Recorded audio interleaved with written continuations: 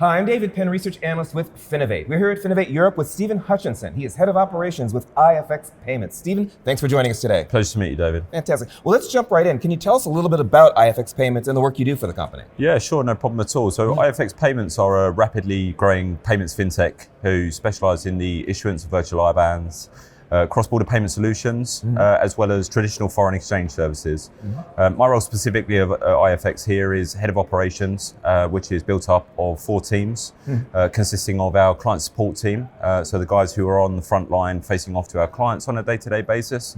We have a payments and reconciliation team, who deal with the back-end management of our accounts with our liquidity providers. We have a safeguarding team, as well as a client implementation team who support our clients from going live all the way to the other end of the scale and completing API integrations. Yeah, interesting.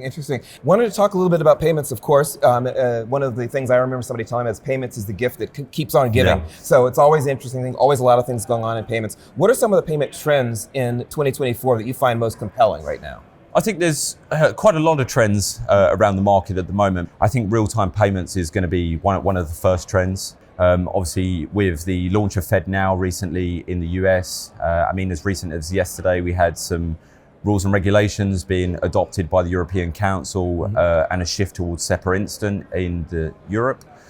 We also have schemes further afield in the world, such as PIX in Brazil or UPI in India, that's already doing very well in country and taking off. So a second trend, and something that's quite new to me, albeit sort of learning very rapidly, is machine learning and AI. Sure. Obviously, with ChatGPT coming to sort of the forefront of things within the last six to 12 months, people are now looking further into how AI can benefit our space. Examples of that would be compliance and transactional monitoring.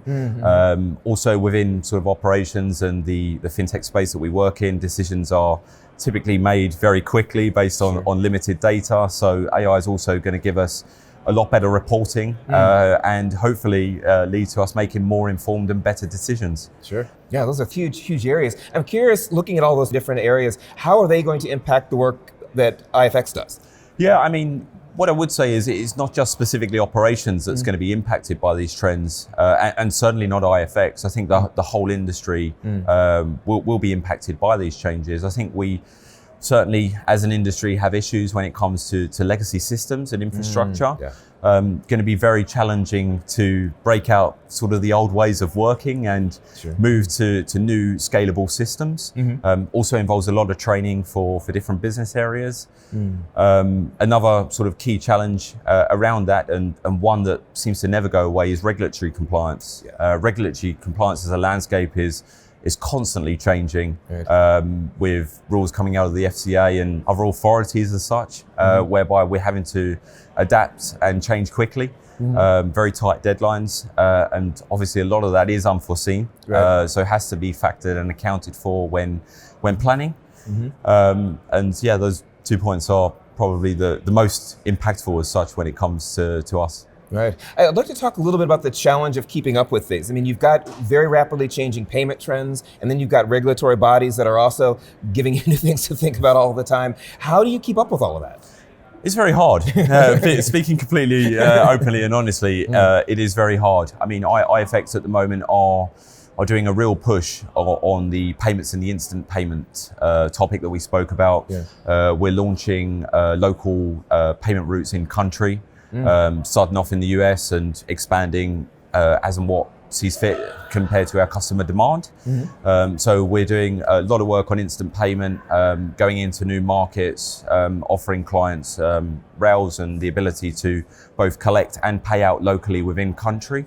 Obviously clients these days any day should I say, are very much looking towards speed and cost. Absolutely. And that is two of the challenges that we currently have with the SWIFT landscape as it is with SWIFT payments. Very costly to send money across the world. Not so much transparency as one would probably like. Obviously we have SWIFT GPI, which has helped us massively over the last couple of years. But still transactions are taking too long to settle.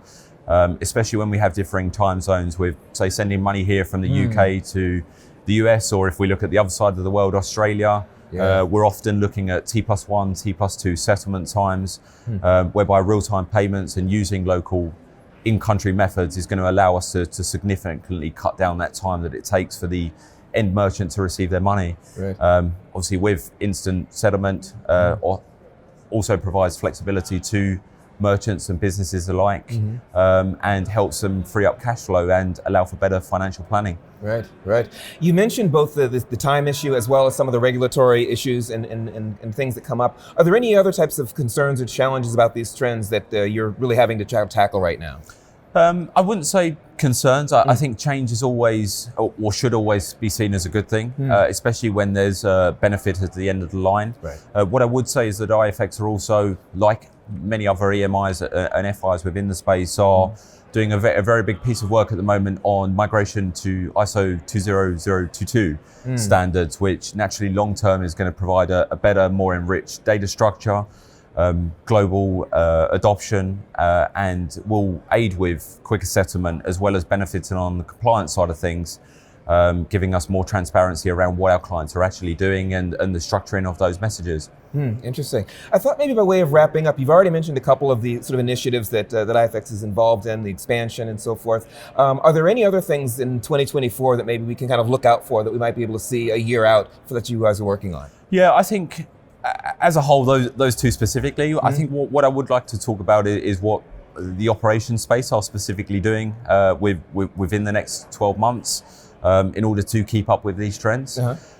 We are doing a large exercise at the moment whereby we're trying to improve our operational efficiency. So we've completed over the last couple of months a very comprehensive process mapping exercise, which is then going to move into an analysis phase, whereby we're going to be looking at what areas are taking us the most time. Where are we getting involved in manual processing a bit too much? Obviously, going back to what we mentioned around real-time payments and STP, so straight-through processing, we want to be touching our clients' instructions and really our clients as little as possible. And we want to ensure that payments are, once they're keyed, they go through validation quickly and they're sent out into payment rails and infrastructure as quickly as possible with as little human interaction. So we're doing a conclusive exercise on mapping out our processes, finding out where the areas of manual intervention are perhaps a little bit too high, and looking at scalable solutions.